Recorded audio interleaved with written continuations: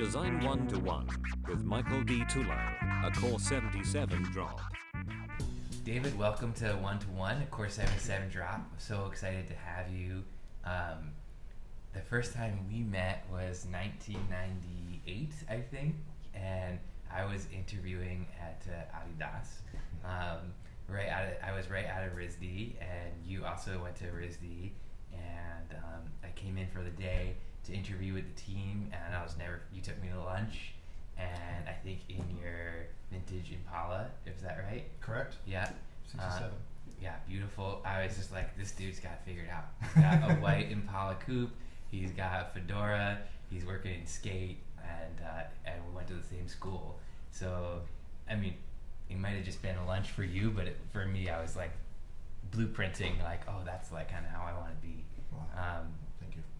Yeah, and then, fast forward years later, we're both in Portland, and it's been great to reconnect.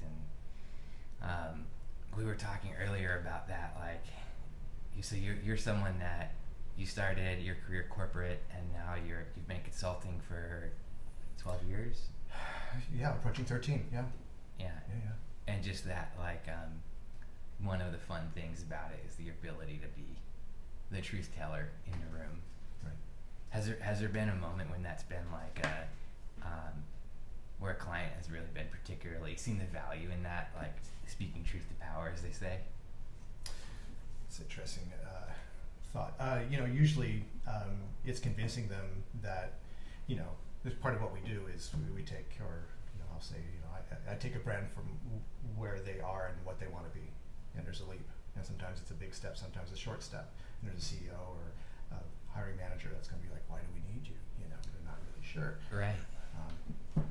Anyway, so I like to believe that they're already convinced that we're on this journey together. Mm-hmm. And I'm, definitely a generalist.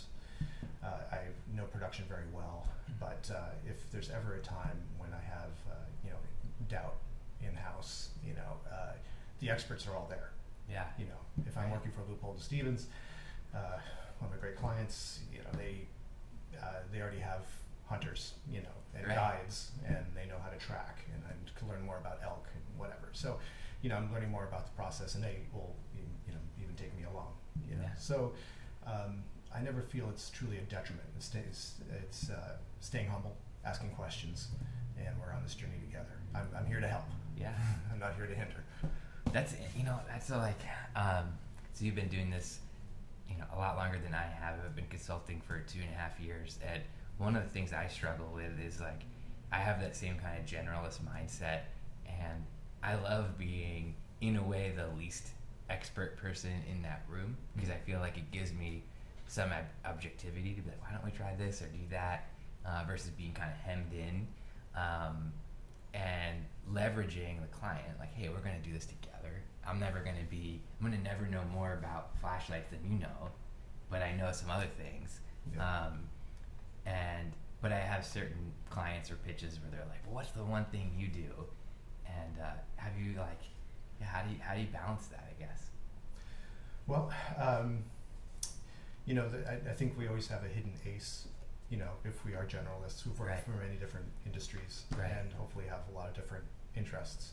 So I can take something from, automotive or machining, or, fine woodwork, a different process, spray metal, like paint, and just knowing, what NASA's doing, that's where, like, the first laser etch shoe that Mark Gonzalez shoe came from, with his signature on there. Yeah. It was like, NASA's doing this laser etching to make sure that if the part fails, or also with Goodyear, if the part fails, they knew that part. They don't have to have tooling to make that happen. So you have this toolbox of stuff. You have to stay curious, and you pull these things out when they're appropriate. Mm-hmm. For the and your client, if they're going to be against that, there might be a creative way of saying, I'm just talking about possibilities. Right. I know we can go here, and that's the easy way, but and I have this problem that I could read, part manuals, assembly manuals, like they're great novels. Really? Yeah. So when someone's telling me a problem, I see the person using the device, or I see the parts already, kind of laid out. I see the processes. So I'm already kind of visualizing it, and I'm kind of working on it. And I don't know if that's just a a shortcut that I have, but it's how I start, making that message, method.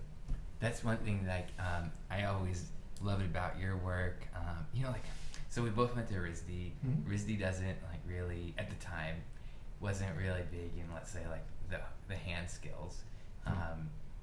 At least when I was there, which was just shortly after you were.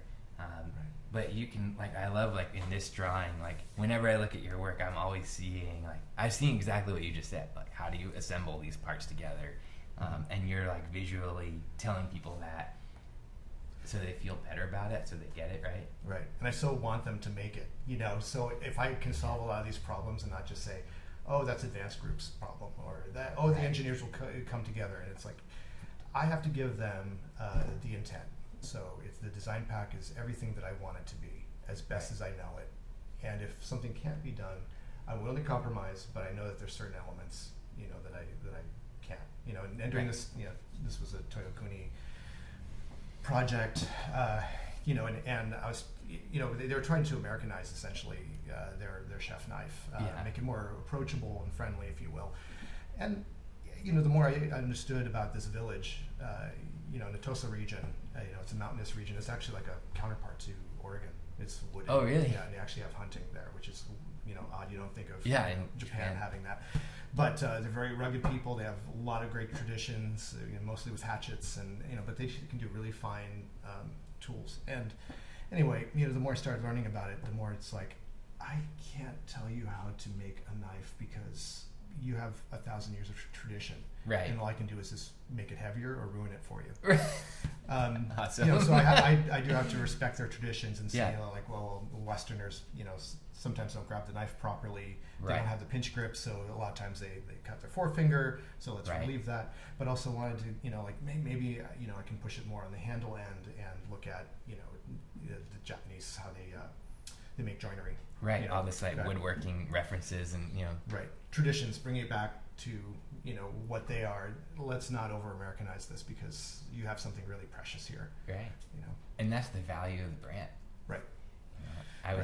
Last year we were doing some work for CCM hockey, and that was like almost all of our work was around design strategy of like hyping up like how Canadian they are. And they were like, why does anybody care? I'm like, because you make hockey stuff.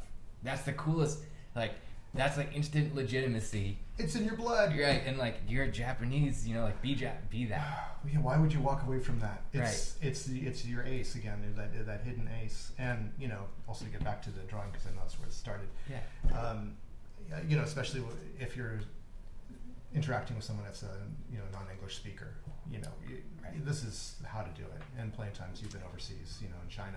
And, I've been in the frontier of China before it was really developed too, and it's like the mold maker's like, this can't be done, and well, I'm just going to draw how I see the tool coming apart, totally, popping it out, and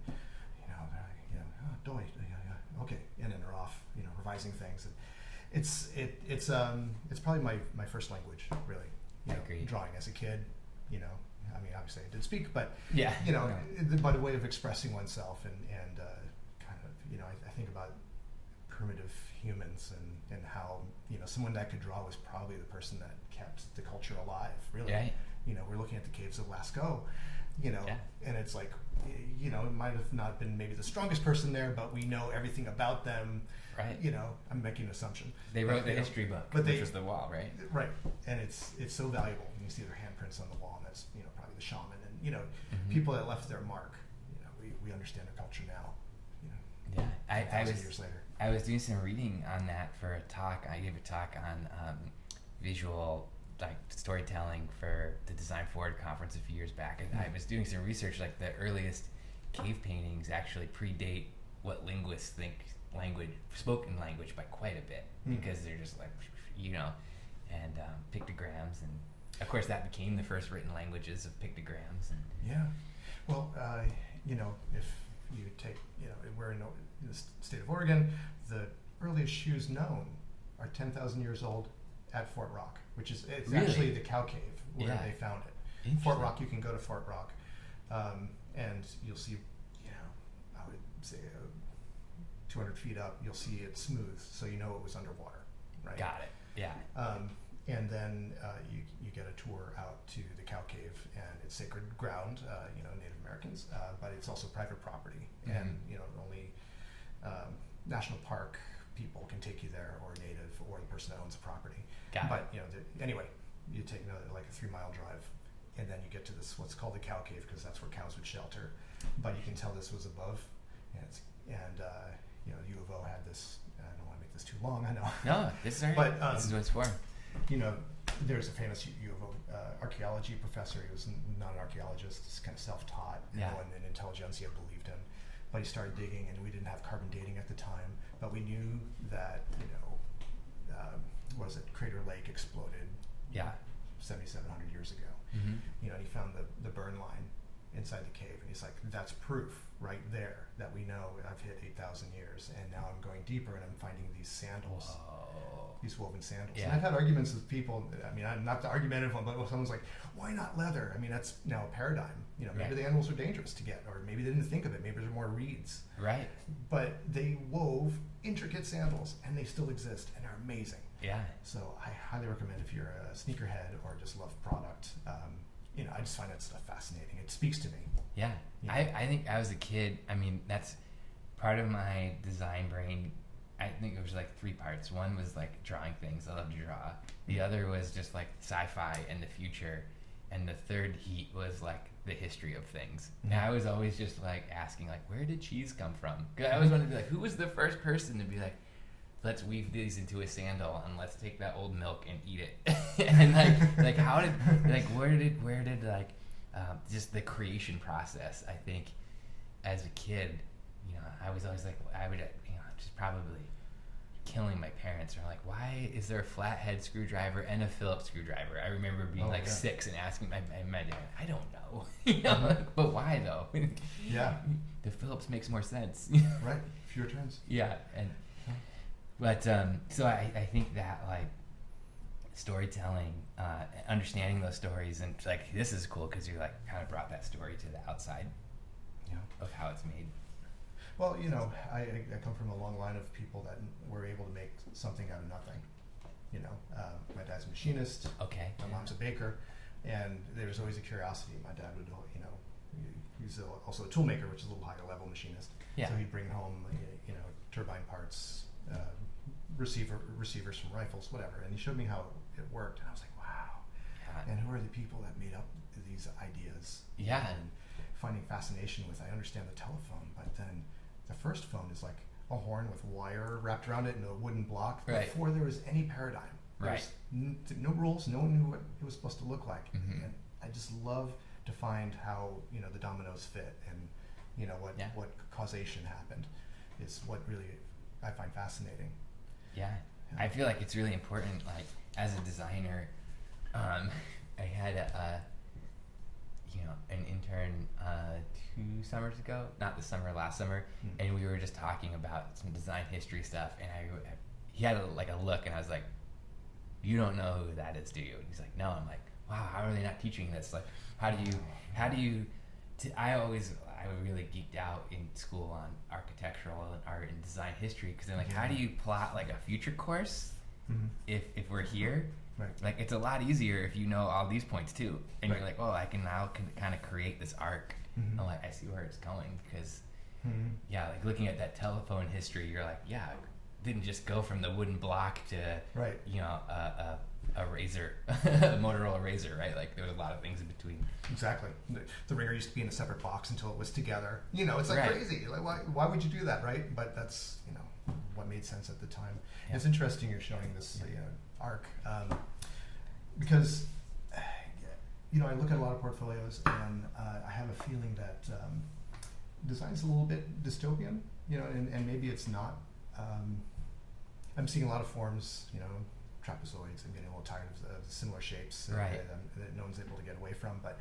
But also, like you're saying, they're not seeing this in a linear arc. And I think that if you grew up pre-internet, you tend to, you'll go to your grandparents' house and you'll see decades, in order, like your grandmother's house and aunt's house and aunt's house. And they would have, like a curated era that was their high point or whatever. And, grew up. I grew up with 60s cars, and I know the differences, over time. But, with the internet, it's like you just see stuff, and there's no cause and effect. It's like, you're listening to your iPod. Yes. And music is random. Yeah. And it's like, oh, I don't know if, country swing and, rock and roll or, alternative. It's all kind of mishmashed together. Yeah. And I think a lot of the language is happening in, something I used to really enjoy was footwear a lot. Yeah. A lot of products I'm seeing is, I'm not really sure what the story they're telling me, or I see, things that conflict. Not to say that can't happen. Right. I see successful things like the supersonic jet. It looks like a bird. Right. The cockpit, bends. Right. But then you have these engines that are just big rectangles on blocks. the bottom. And it's like, whoa! Wow. And like Tension. because of its difference, right? Yeah. It makes my hair stand up. Like, whoa! Yeah. I'm really feeling it. Like, Yeah. or That's a so wrong. screwdriver. That's right. Yeah. You mentioned screwdriver. Right. It's like this hard interface, with the screw, but Right. then the handle is like friendly and it's telling me information. This is where I interact with it. Yeah, like the machine interface and the human interface with the screwdriver, right? Yeah. Yeah. Oh, that's interesting. Yeah, I wonder if we're just in like a weird adolescence of that, like, maybe 10 years from now, like that will produce some interesting things. Right now, I think it is producing some things where you're like, that seems a little odd, and I think it produces things that are very like cool for a moment, and you're like, but it doesn't seem like it's made to stand the test of time because it's like mashing up like 80 things, and you're like, I don't know. Right. And still, I also hope that when someone is committing to, putting it to CAD and stuff, it can be made. Right. That's true too. Because that always helps. In my rendering class, drawing the submarine. I was at University of Bridgeport as well. And there was like classic, Donald McIntyre. He did these great, exhibits, World Trade. Great stuff. Anyway, we do submarines, and then always put a number on it to make it look more realistic. Oh yeah, pull it out. But also like maybe adding a few seams or rivets or screws or just something that it just informs somebody that I've thought about it, or it makes it more convincing. I remember when you go to school and you graduate and you think you know some things, and then you get a job and you're like, I know nothing. Like, literally, like, and I mean, I felt like my first job, it was just like a year's worth of school every week. And I forget what we were working on, but like, my boss is like, you're never gonna get that out of the tool. And I'm like, and I've always been the dumb question person. I'm like, what's that mean? What's getting it out of a tool mean? And I never forget. He's like, okay, everything's a bowl. So he's like, if you have a bowl and you cut a cross section through a bowl, you have this U. Right. And he's like, you gotta have two pieces of metal to make the bowl. Mm-hmm. Right? And he's like, those two pieces of metal need to separate. And he's like, okay, every design problem is pretty much a variation on that. Like, how do you get the bowl out? Right. And I was just like, oh yeah, that takes, like, no one could have told me that in school. Well, and this still happens in production. Right. I love toys, and there's this Matchbox Coca-Cola truck, and the first one had the uneven load. Okay. And then they quickly got rid of that because they couldn't get it out of the mold. Because the Coca-Cola, boxes were uneven, but it's one pot metal casting. Right. Then they made it all even. Yeah. And it looks less interesting, but they had to. So the stuff gets into production, we're like, oh, Yeah, like, we paid ourselves into a corner. Right. Yeah. Yeah, and it's just like, and when you see something that's like artfully drafted, you're like, oh, they like use the constraint to make something like really beautiful. And I love that a lot about like 50s and 60s things that are kind of like overdrafted, where it's just like that's kind of part of the art form of it, and like, you can like pop that thing out of the molds, but it's like it's beautifully done. Right. Anyway, I find that with the Italians and their castings. Yes. And Ducatis, the fins always went in the direction of the wind. And you see the Harley, and it's like, well, it was probably more cost effective to make the same cylinder. So it's the wind kind of goes around it, but actually aerodynamically, probably the wind goes kind of over it. Yeah. And not really gets trapped like a beautiful Ducati casting, especially the early stuff. it's just really so pleasing to see. So one of the things that's interesting, I think, about both of us is we both worked in footwear corporate a long time, and then you've been consulting a long time and doing a lot of things that are not footwear. What was that transition like? Were you able to go from corporate to consulting fairly easily and pitch yourself in other industries, or were there some challenges there? Wow. Well, that is, it's like digging a well, an oil well. You're prospecting, and it takes a lot of work. Yeah. And one of the places that I've been able to be successful is finding companies with really solid engineering, but not knowing, really what it made to be, how to make the product emotive, or be relevant to the market they're trying to, it's not just specs. Right. And sometimes I'll meet, there's somebody that's a head engineer or marketer that's not understanding, why do we have the art department coming in here? Well, I'm not just the art department. Right. I'm here to solve a problem with you. Right. And it's more than feeds and speeds, Yeah. It's like, and what do you drive, by the way? BMW. And it's like, well, it's the ultimate driving machine, right? Is it just on specs, or does it make, do you like how the door closes? Right. And just the whole experience, the Jaguar, it just comes alive when you sit in it, it like reacts to you, things that light up all of a sudden when you sit down, and, it's like these little things that reward people for having this product. And it's not just an engineering spec, because then, we'd have a deux chevaux, I don't know, right. which is fine. Which is cool, but not if everything is that. Right. Right. I want actually windows that go down, and I want heat. Right. But there's that emotive part. Volkswagen versus Impala versus Mercedes. It's all a very different experience, and I can say those because they have people that follow them. That they have it's a promise of quality is what a brand is, right? So, right. You're going to that brand group to have that experience. I don't know if I dodged that question. No. So you're bringing that value to those companies that maybe don't have that understanding just yet. Full appreciation. Yeah. And it takes some proving. And usually they have to see it hit the market, and that's the learning curve. And once you're in, it's like family. Yeah. If I would ever stop this, I would feel like I'd let them down. Yeah. Because it would leave them hanging. Because they have relied on me to be their guide through this stuff. Yeah. I don't know if I told you this story before when we got together, but a long time ago in the early 2000s, I was living and working in Connecticut, and I came home from work one day, and there was a message on my answering machine when we had those, and there was a voicemail from this gentleman named Jerry, who was like, "Hey, my name's Jerry. I also went to RISD, class of '48." And I was a retired industrial designer, had worked for Raymond Loewy, and was like, "Love to buy you lunch." And I was like, wow, this is freaking, we ended up having lunch every month for a year. That's great. And I just was just please, the stories, bring me. And so I asked him, I was like, why did you leave Ray Loewy's office? And he's like, we had a client who wooed me. And I was like, how did you know? And he's like, well, someday you'll come and meet a client, and they'll know how to make good things, they'll know how to sell good things, and they won't know how to design good things. And he's like, that's what you could do. And he's like, remember, that's your value. Anyone can design for a company that already has design, but can you design for someone that doesn't yet understand the value? That's where you can make a bigger difference. Exactly. I always remembered that.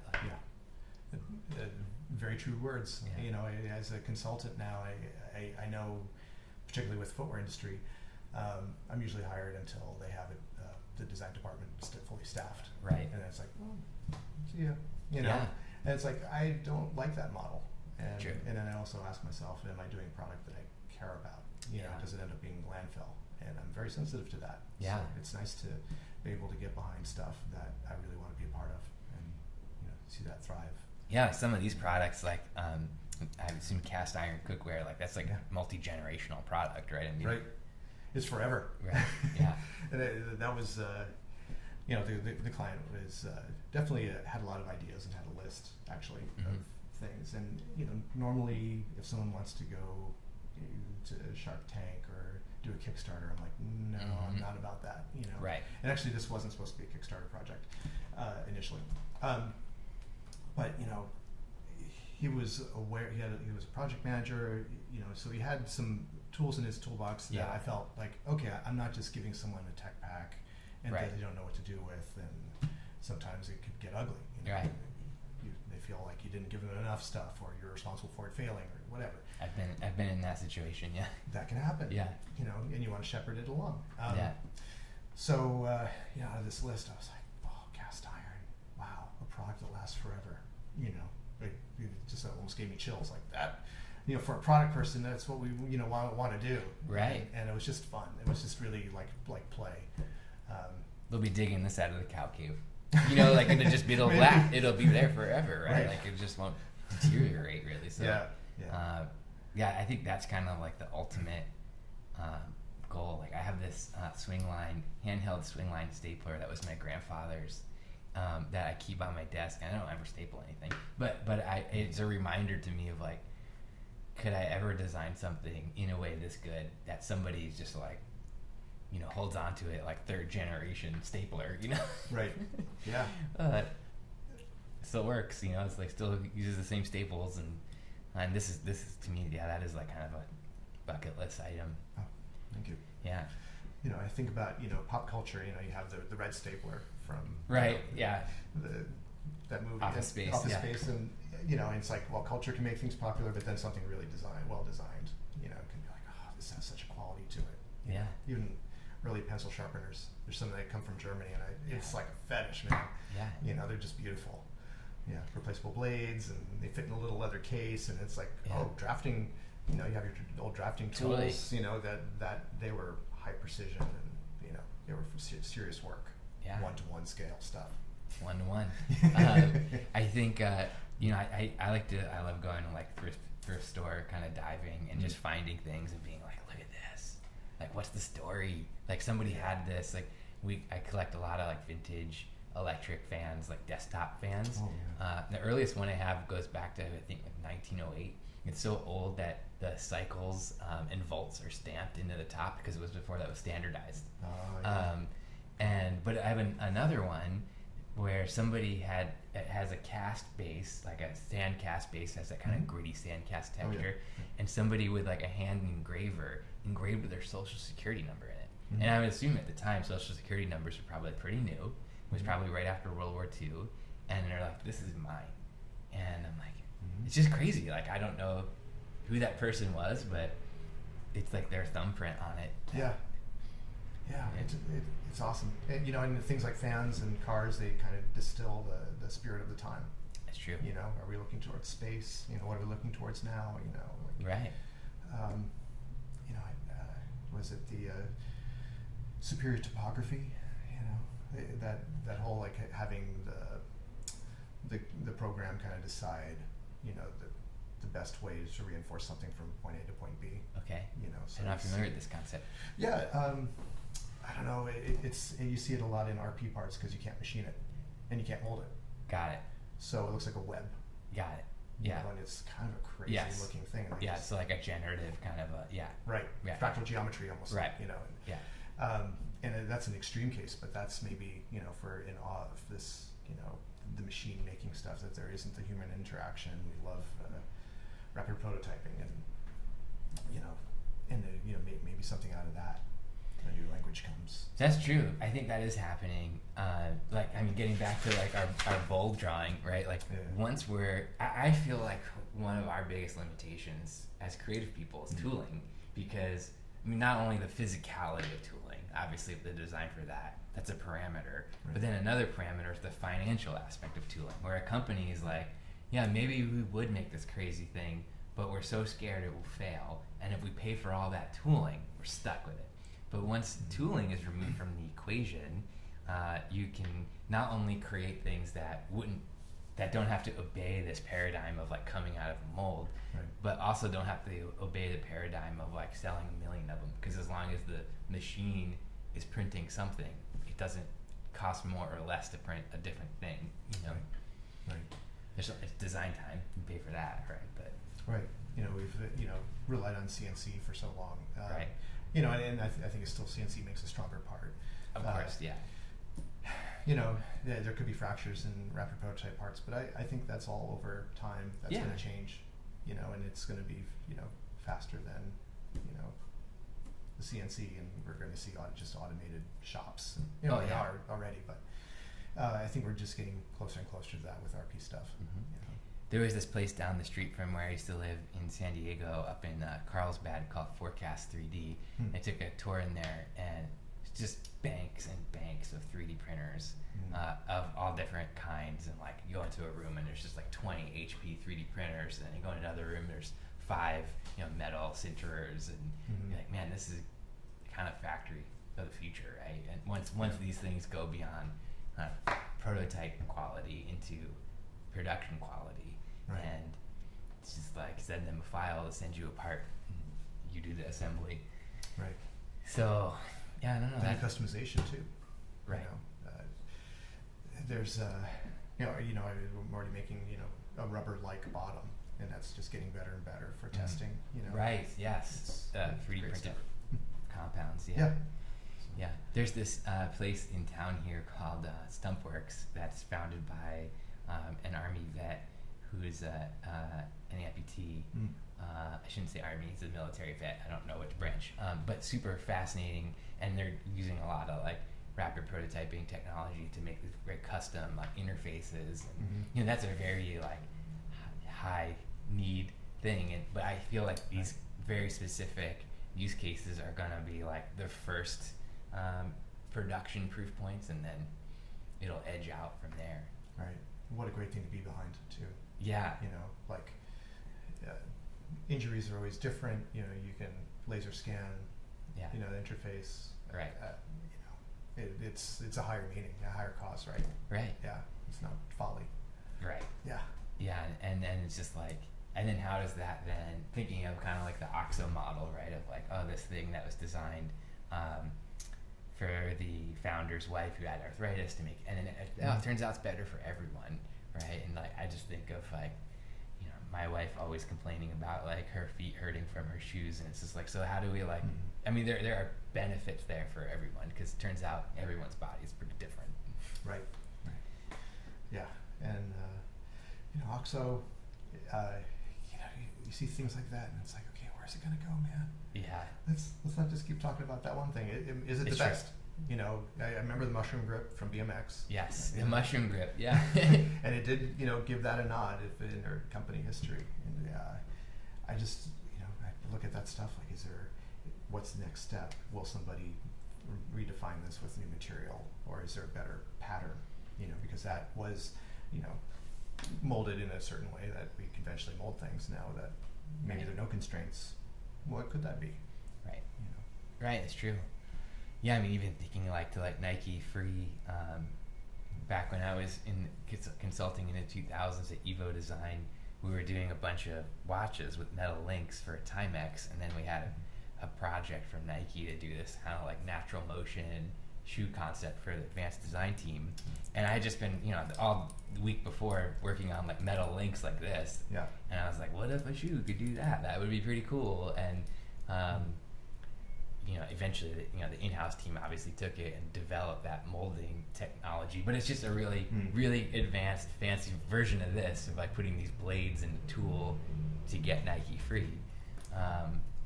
And then, what happens when you're released from those shackles, Yeah. Well, it's interesting. Like, I played with,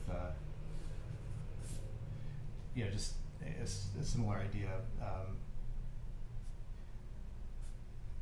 It was playing with a cycling shoe. Oh, yeah, like a tongue group, like a lap joint. Yeah.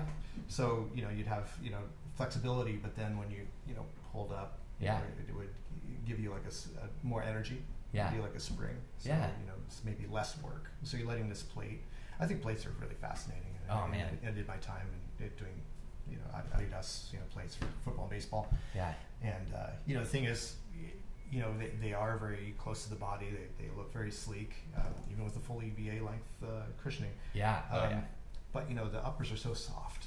And the trick is keeping this hard plate from torquing all the time. And these guys are explosive power. Oh my God, They're heavy, they're strong, and you're always coming up with, systems of how to use that energy to be a benefit, but Right. Also how to keep these parts together, because there's something in between that, there's no dialogue between Right. the hard stuff and the soft stuff. So, and I always think it's interesting. I never thought I would be in soft product. The funny thing is, design school in the 80s never talked about footwear as an option. It wasn't talked about in ID magazine. Yeah. It was a rumor. Maybe it was an embarrassment. I don't know. But nobody told you that it was an option. And I thought upon graduating, I was just going to be, fighting over how many, louvers are in a computer box. Which, Nice. When you're out of school, you're like, oh, I just so want to do something like that because it Right. needs someone's home or office and they rely on it. Totally. Something like that. I don't know. Totally. But it was like, the economy wasn't great. All my friends, we just thought we were like, we're just going to get these, fat jobs, and it didn't really happen. And, Yeah. I was just doing, kind of just regular jobs, parking lot, security, whatever. Yeah. Working in my dad's machine shop, whatever it was to get by. And, there was an ad for a consultancy in Massachusetts, and I was like, well, the Boston area is interesting to me. The New York area, everybody's not paying, Yeah. and there's no way I would work for free. And I think that's this the cardinal rule. Everybody's like, exposure is not, work. I You can't have to pay- feed yourself. Yeah, I can't pay my rent with exposure points. No. Now it's Instagram likes. Yeah. Bank of America, do you guys take likes? Yeah. No, it turns out we take dollars. Yeah, that in 4 quarters, you still get $1. Yeah. It's like I'm not getting anything out of this.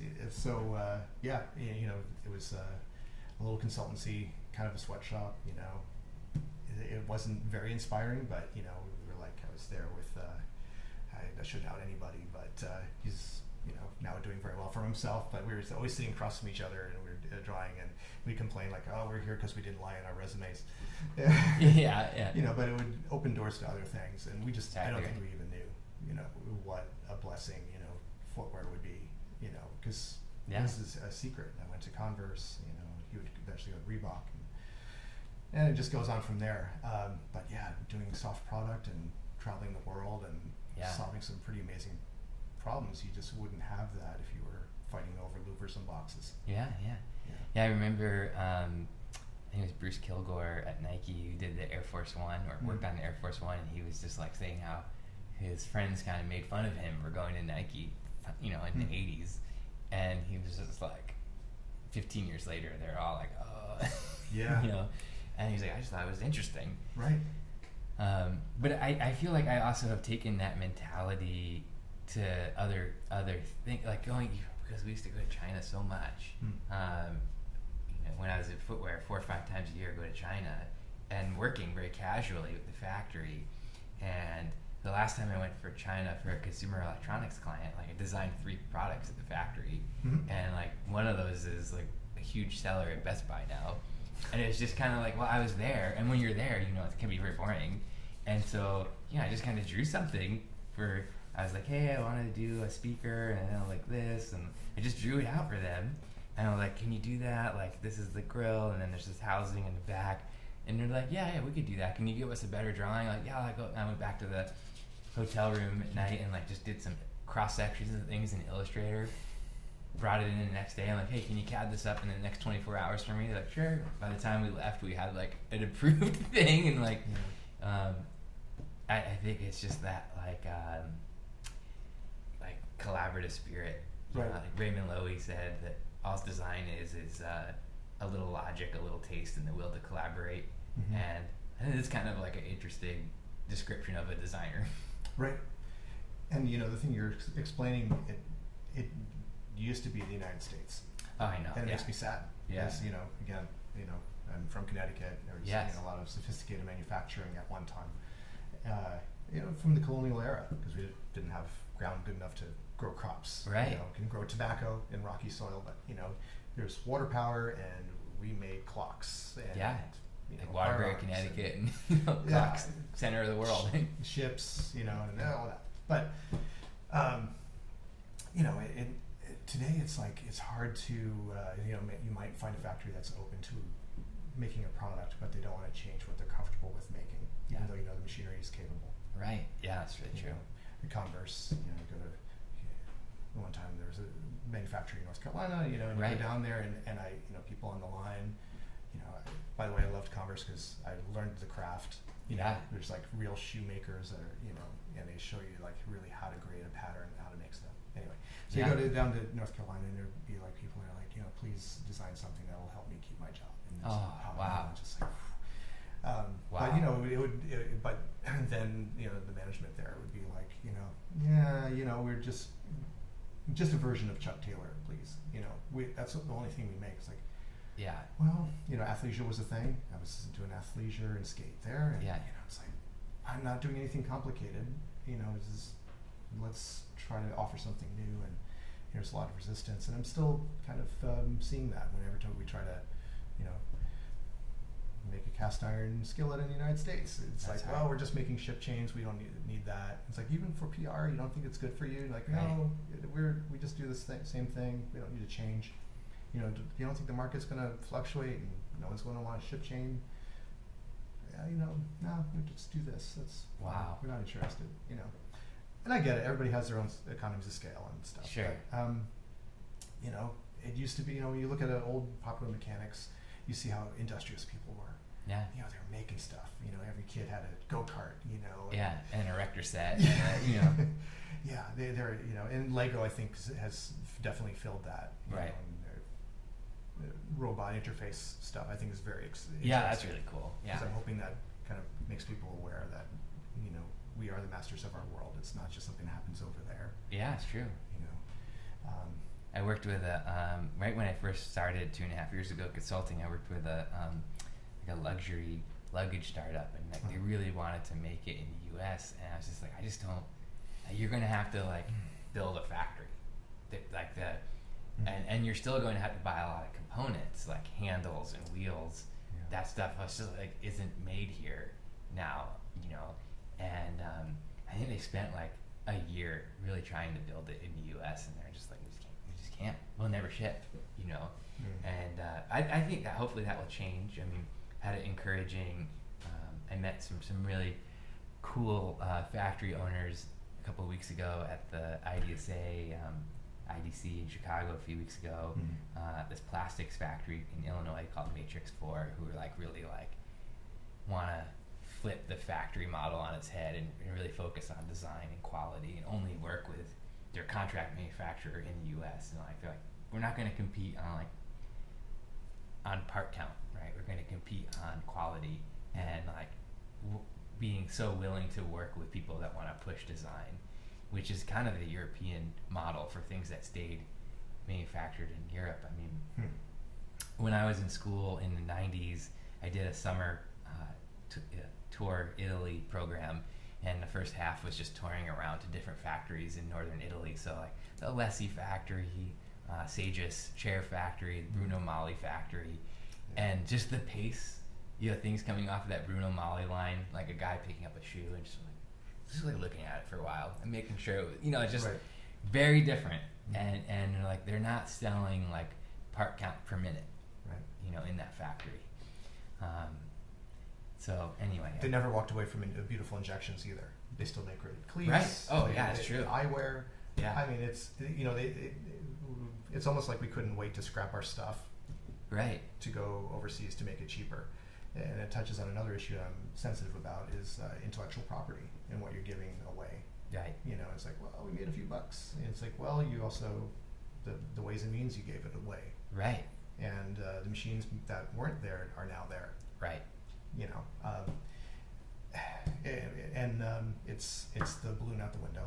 You know, you can't Yeah. get it back. Yeah. It's out there. You can't just flip the switch back on an empty warehouse because it turns out that's just a building without the people, the machines and the people that know how to use them. It's like, it's nothing. But you know, maybe these new manufacturing techniques will change that. I think they'll employ a lot less people though. Yeah, you know, but it's funny. My dad still has he's a one-man machine shop, but you know, there's a place that makes spacesuits. Wow. And to, you know, plus minus zero. Yeah. And everything's perfect. And he makes the tools for that. And you know, the gloves, you know, they have to be perfect and have to be machine perfectly, and so they're finding these old guys, because you can't just program it on a CNC machine. Yeah. Either making the tool or making the actual component that makes the airlocks. You have to kind of creep up on it, and you have to think about how you're going to make this. Yeah. And it's not a big production. There's going to be a few, I'm sure, spacesuits, but it's really about the quality, and so they're practically digging up these old guys that know what they're doing, and like, okay, we're going to make this, and they get it. It's like the old samurai coming out. Yeah. It's like, wow, he really knows his stuff. Isn't it beautiful? Right. Look at technique. How we lost that technique. Yeah. So I like to think that the pendulum will swing a little bit. Mm-hmm. Because there is still some problem solving that needs to happen, and we can't just say the machine's going to do it, or someone in Asia is just going to decide what that is. Yeah. Give away too much. I agree, and I think designers were somewhat stewards of that, because it's like we love how things are built, but we're not engineers, right? And we love kind of storytelling, but we're not in advertising, and we love thinking about business models, but we're not MBAs. And I always think of like a designer as this weird person who's intensely curious about all these things and kind of like wants to make it right. So I don't know. I feel like that's kind of what you were saying when we started. Like kind of your job as a consultant is to do that for a client. So yeah, what's interesting about your example is I would take it the other way. Is that we're still trained to do what we do, and yes, oftentimes you'll meet someone in marketing that was just in accounting, or not that there's anything wrong with that. True. Gonna upset people. Yeah. But we can't tend to stick to our discipline, and if you're effective at asking the right questions and doing the work. Yeah. One thing I like to do with I'll sometimes do with like a counterpart in marketing or engineering is I like to, if I have a relationship with a local school, bring them to a design school for a day, and work with the school to have them sit in some classes, and they're like, so you took classes on color? I'm like, yeah. Oh. You took classes on like form theory? Yep. Yeah, this is what I do, and we actually make frescoes. Yeah. So I think they just, it's okay. They just don't know, and so I think it looks fun, and everybody thinks like, well, I bought something because it was red, so I have, and I have an opinion on it. Yeah, you do have an opinion, but is that opinion informed, right? Right. And are you the user, and can you be objective about that opinion? I was working on some headphones, and the target audience was kind of tweens and teenagers, and we were looking at samples, and they were just kind of first shot samples. So they, instead of being in like the right colors with the details popped, it was just kind of like one color black, right? Just to kind of like check the tools. And the CEO of the company was like, "Well, I just like them like this. This is great." And of course he was, a 60-plus-year-old white guy. And I was like, "Oh, Jim, I didn't know you were a 14-year-old girl." He's like, "What?" I'm like, "These aren't for you, dude. This is, you can't just say like, I like this, because you're gonna buy zero. This is for someone. We have an idea of what she wants, and if you're not sure of like the result, we can go talk to her and see what she thinks, but we shouldn't just be in this room deciding like what we like, because we'll just end up doing what you like because you're the highest paid person in this room. So we can't base it on that." Yeah, and it's also interesting that when you have somebody in charge like that, I just had this happen the last week, where the principal, took the product. They're definitely at the top of their game. Yeah. But then went to their staff and said, well, I don't like this handle, but what do you think? Oh. And I call that leading the witness. Oh, you think? Yeah. Well, the boss says he doesn't like it, so what's the right answer? And then everybody's, trashing it, and it's like, well, it sent me in a spin, like I'm measuring every handle I can find, going to neighbors, knocking doors, right. caliper. Like, I'm sorry, I don't see another device like this that's as big as a potato. But let's work through this. I need to talk to you, and you need to tell me and your staff about what you're seeing here. Yeah. No, that's I know. I was need to save it. Yeah. I was working with a client and everything was going very smoothly. And then he was like, hey, like 3/4 of the way through the process, like I showed it to my buddy and he didn't like it and blah, blah, blah. And I was like, okay, not a problem. I'd be happy to redo phases 1, 2, and 3 for you. And, let's just charge you for them again. That's a new project. And he was like, what? I'm like, yeah, because, when we wrote the scope of work, like asking your buddy what he thought wasn't in there. So if we want to do that, we can redo the whole project and you can pay me twice and we can put it in a checkpoint of check with your buddy. But I was like, but that's, and his buddy was going to be shooting the promo video and it was this whole and I was like, and please when we're shooting the promo video, please let me know when we're 3/4 of the way through and already filmed it so that I could shit all over it and he can redo his work too, and we could just do that. And he's like, I think you're right, it's fine. Yeah. But I mean, I was just like, hey, like respect the process that we laid out together. Right. And things change. That's okay. But absolutely. And like we have to be flexible. That this was not a valid. Right. No, and I should have qualified my example. It's like we've already finished a year. That year's a long time to develop a product, and we're already getting ready for production. And it's like, I don't know if we're so far off. We've had prototypes and tests, and now it's we just have to find out is this really a valid constraint, or is this somebody that was led to have this worldview? Yeah. So you've been consulting for 13 years. Have a beautiful studio in the Ford building here. Where do you see 13 more years? Where's David Lewin? Well, I just turned 50, so I think something interesting happens because you're like a kid with a full tank of gas, and it's like I'm just hammer down, keep going, and I don't say I'm slowing down, but I'm just like I don't know how much fuel's left in there, but I tell you, I only look forward and not backward. Right. And that's something when I was younger, I always was like doubting, like, did I make the right choice? Am I doing the right thing? Am I going in the right direction? And I tell you, just everything falling into place. Hopefully, I mean, I'm sure it's different age for everybody, but for me, 50, I was all in anyway when I stepped out of corporate. Yeah. It's like it's Elvis Costello interview where he was like, during the punk rock era, there's people doing punk rock for image, but it's like I'm a musician. Right. This is for real. This is my job. Yeah. I'm not just messing around. Yeah. And it shows in his musicianship. Getting an office was a big deal because sometimes you do these check-off things where you think you do them for your peer group, right? Or things to be more professional to other clients. But really, it's made me a better designer because I've been able to separate the personal life with professional life, and I'm hoping to just keep going, keep being relevant. There's a lot of noise out there. The internet's a lot. I mean, I have my little space, but I don't have to be everything to everybody. Right. I just need to be, find myself with the right kind of jobs, the right people that get it. Yeah. And I feel really fulfilled in doing that. And that's always changing. It would be great to figure out new revenue streams. Right.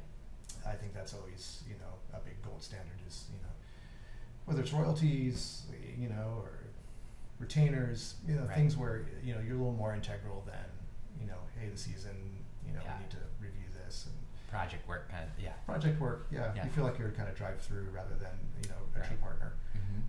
So I think those things are, inevitable. Yeah.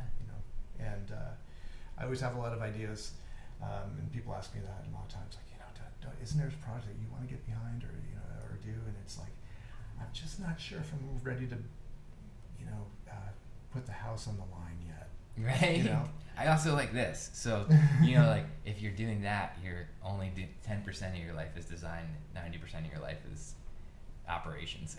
Yeah. if you're, but I always respect. I have so many designers who are friends who have launched their own things, and I'm like so excited for them because I'm like, wow, like more power to you.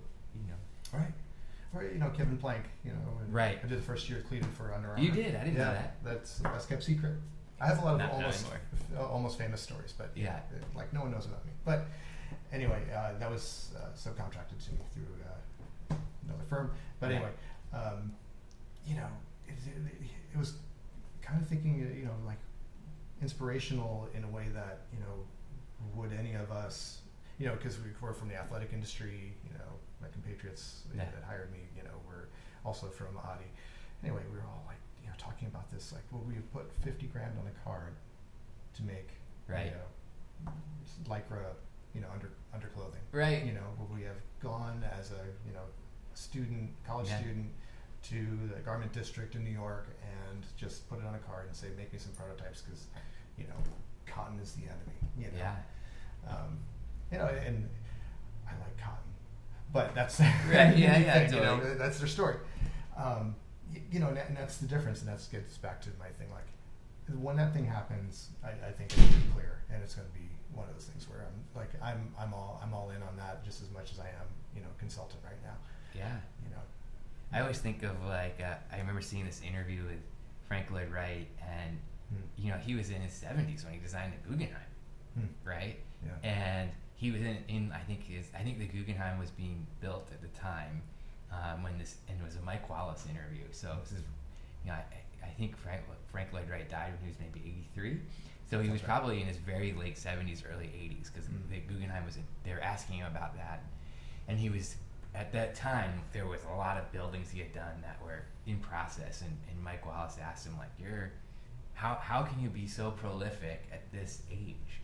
And he, in his Frank Lloyd Wright, just sat back and was like, well, Mike, I've gotten to the point now where I can just shake them right out of my sleeves. And there's something about that, like, I always think, like, intuition is kind of the combination of kind of like your skills and your experiences put together. And it results in what people perceive as intuition. Like, he just did that in a moment, but it's like really it's the result of 20, 30 years of failures and wins and trial and error. A lot of grooming. And I also love the mythology, because it pushes me to do things that maybe not really possible. The idea of Raymond Loewy's, and even though he had global offices, and how many hundreds or thousands of people, all over were working for him. Eames, they get the top billing, but there's this army of staff, and just like, wow, but it's still like, is there something in that personality, that creative culture that, can one person more or less do it? I mean, obviously, some projects are going to be too big, and I'll pull up more people, more staff in, whatever it takes. But I kind of like that idea that there could be someone's going to look for that signature. It's I find, like, also we talked about how technology is changing manufacturing, but it's changing consulting so much, and maybe the model of having 500 people on staff is not the way to be, versus now it's like sometimes we get a big project and I pull in some more designers or a mechanical engineer or a developer for the project, right? Or a researcher, and we have the ability to do that now, where you could find those people and they want to work on a gig basis and they get paid more for it, and it's kind of mutually beneficial. I just don't think that was as easy to do in their era, right? You had to have all those people on your staff, and you wanted to control the intel. True, that's true too, the processes, and but I feel like, I guess one last topic I want to touch on is, like, so we both named our businesses after ourselves, and which is a weird thing, but for me it was a nod to that kind of like origin era of design where it was so and so and associates, and I wanted clients to know, like, it was my time and my name, so I stood behind it. And somebody asked me, actually it was Stu Constantine from Course 77, he's like, I'm a little worried because you named it after yourself, and what's the exit strategy? I'm like, I don't know, I guess the exit strategy is a tie. Like, I don't want to have an exit strategy, I want to have fun and like do this. Right. Have you found any challenges with that, like naming strategy? Well, it's funny. I kind of like the Frank, like thing of like, my name's on the door, and it is kind of old school. Yeah. It is a little bit in the face of. There are plenty of people that didn't believe I can do it. Because they're, and again, no judgments. Sure. But there's some people that love the corporate life. Yeah. and they know how to navigate that. But I'm very realistic. Even in school, you don't see old people in the industry. They're teaching, they're directors, they're Right. running their own gig. Right. Or they started their own product maybe. Right. But it's more extremes on the scale. Yeah. But I know that there are people are like, what does he think he's doing? You find out who your friends are. People that stop talking to you because you couldn't offer them anything. Or they think they think that. But eventually a they get the transactional axe. friendship, Right. right? And then all of a sudden, like, oh, how'd you do that? Right. So I get that a lot too. yeah. So it's a bit of a statement, and funny little story behind that. I was at a trade show, and I had my card out, and the principal there, this big company, was like, "I'm so glad you put your name in what you do, because I don't know what these people do." It's like, Tribble, Kunk, and like description what they do, Yeah, 4 And letters, like, yeah, and misspelled things, like, oh, that's cool, but and I find a lot of times that tends to be a bit of the competition too. Like someone does websites and like, you know what, and I could do product, and like, Right. Can you though? Can you? Yeah. You can make a nice presentation, but Right. Good pitch you know deck. how it's made? Right. Well, I have SketchUp. And it's like, yeah, they love SketchUp, but there's no, no one knows how it's made together because it's just, planes and stuff. Right. It's like, okay, I'll be waiting. Right? Right. They're going to give me a call. Yeah. Oh, I can fix that. But, so I'm always like, not always, but, you tend to be the second date. Sometimes, yeah. Yeah. Like they got the bad boyfriend, and I'm Right. the good boyfriend. And like, oh, I'm paying, for this, but, you'll understand. Anyway, so, I liked just being transparent and very clear about, it's me, and you're talking to me directly, and, I'm not selling you a big box of goods. Yeah. You're talking to me. I think also thinking of that historical arc, right? You go from like Raymond Loewy, Brooks Stevens, Teague, they're all people's names, right? And then starting probably, I mean, there might be one that predates it, but I'm just thinking like, I think it was 1969 that Frog was founded. And that was maybe that I can think of the first just like really irreverent Frog, and then it's just like you go up through the 90s, right? Like Astro just celebrated their 25-year anniversary, and Altitude and Lunar. And it's like, okay, yeah, we're designers, we love space, and it's like I had my Pentagram. We like the occult. Right, yeah, like it's magic, and which is a cool name. It's a freaking awesome name. I wish I came up with that, but it's already done, right? And so like I had in the back of my notebook my list of like 30 snappy names. And it was my wife, honestly. I was like, running names by her, and she's my business partner. And she was like, you should just name it after yourself because, again, like, she's like, I think we've like maybe burned out the snappy name and in the arc of things. And maybe it's time to come back to like the founder name.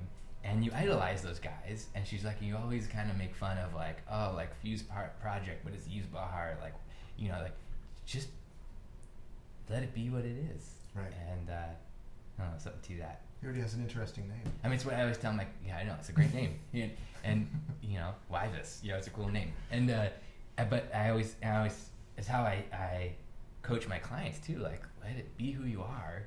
And so I guess I had to take my own advice, but it took my wife to make me do that. Yeah. It's like getting a caricature or sketch of yourself, and you're like, oh, is that how I look? Well, Yeah. maybe. Okay. Yeah, I see it, I kind like of. Well, thanks for joining us. It's been a pleasure, as always, to talk to you, and thank you for just sharing so many insights on your work and your career.